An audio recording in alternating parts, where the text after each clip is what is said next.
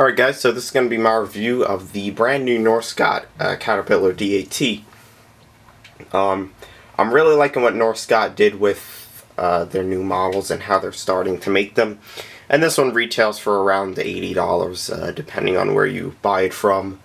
That's not including shipping, but sometimes you can find it for cheaper. But anyway, let's get this started. I'll just show the basic features of the model. The blade raises to right there. And then it will lower just as bad as far as you could get it, which I only lowered to around right there. The tracks roll, they roll very smooth, I must say. And the ripper will lower, but the ripper only lowers to, it doesn't even touch the ground. And then you could tilt the ripper. But watch out when you tilt it, because it will just pop right out of the cylinders. And when you tilt it, the ripper will actually touch the ground. So that's pretty much the only features of it. Really wouldn't expect any more. But I mean, I don't really consider this much because it doesn't really tilt much. But you could kind of like tilt the blade. It doesn't really tilt much or anything like that. But anyway, to get started, I'll start with the blade in the front. Here's what it looks like that. Blade in the front is pretty much just a flat piece of metal. At the edges on the bottom, you can see it has the bolt detail, which is cool. Besides that, it's really nothing special. Coming to the left side, you can see they have like the stiff arm here, which prevents the blade from tilting forward. As you can see, it kind of moves. That's just because it's built cheaply, but you know, like you can't actually tilt it. It's like that one piece right here stops it. But regardless, it's cool that all the pins are painted too. I must say that as well. I think it's like something that people always want, but then when it's actually there, they never acknowledge the fact that it's there.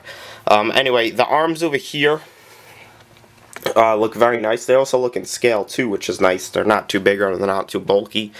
What's odd, and this is what I just don't understand, these steps here are obviously plastic, but so are these handrails, and they painted the handrails with the paint, but then they left these with the yellow plastic mold. So I don't know why they did that, but it's just an eyesore. I mean, I don't understand why they would do that. But the handrail here is plastic, unfortunately. It's very thin and flimsy, as you could tell. If you just put a little pressure on it, it kind of does bend, but really nothing you could do about that. The track and the track frames, I'm still on the fence whether I like the tracks or not. The pads are nice, like the outside of them, but on the insides, they just look huge and odd. They give it a good look, but you know, it kind of looks like everything else is good around it except like the connectors. So I'm not sure about that. What does look very nice is the drive motor. And the sprockets all over here complement the model very well, and the rollers over here. What's unfortunate, but you know, it's not like it really matters, but I'll just say it for the review. When you roll one side of the tracks, the other side roll as well. But what's odd is that the tracks don't actually catch like the sprockets. So sometimes it works, sometimes it doesn't. Other side is exactly the same. Coming onto where the front radiator grill is, and I'll lower it down so that you can see. Front radiator grill, I don't know if you can see, I guess you could see it better like that, is, you know, just a normal grill. You pretty much get what you pay for. You really wouldn't expect no etched grills or anything, but it's painted black, and you could see that there is, you know, it is etched but not etched through, and you can see a Caterpillar logo. One thing that I do want to say that they did very nice on this model is the paint, in my opinion. I think that the balance between black and Caterpillar yellow is very nice. If we look right here, you can see the D8T decal, and you know, just like that little etch things that Norscot does that, you know, make it look pretty good. Another handrail right here, which is plastic, and up top, just two more handrails. The exhaust and the air intake. And looking up top, you can see that they kind of like etched it again. And one thing I want to say is that the cylinders are black, and they also have hydraulic lines leading to them.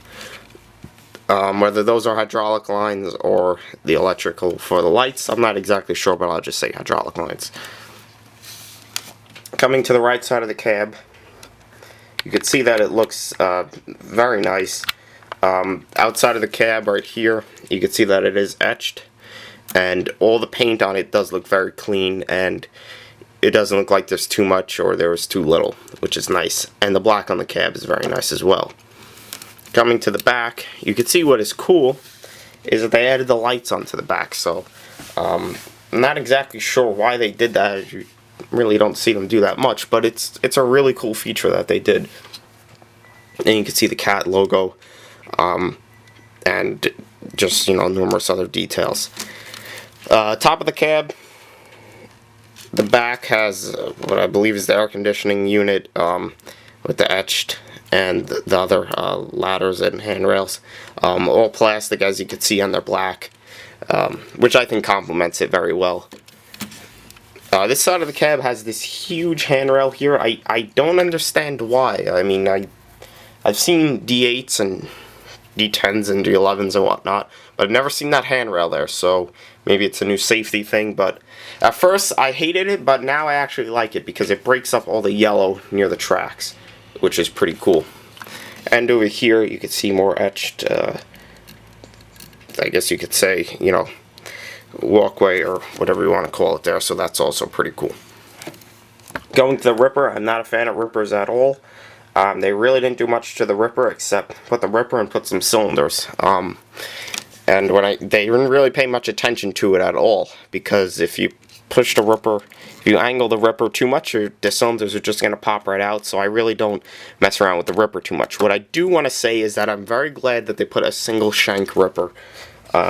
It just gives the model a much more realistic look. There's, you know, a lot more single shanks than there are triple shanks, and I like that a lot.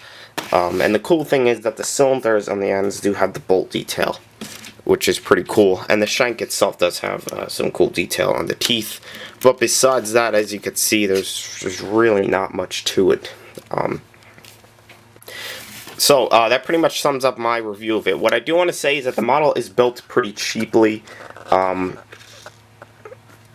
I say that because it's like there's no stops for the cylinders on the Ripper. When you lower the blade over here, it tilts, and maybe that's just my model, but even if it is, it shouldn't really be like that. When you roll the tracks, sometimes they don't catch onto the sprocket.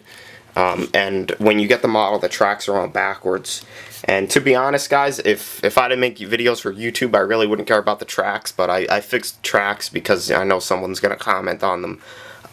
But it's stuff that, you know, really doesn't matter, but it would be nice for them to fix. So that's my review of it. Is it worth it? It's definitely worth it. It has a really nice look to it. I don't like dozers, you know, too much, because I really don't see too many of them, but this model has a great look to it. And one thing I might do, because it's, you know, it's 80 bucks, it's not really too much, is get another one and take the Ripper off it, because I think it would look pretty cool without the Ripper.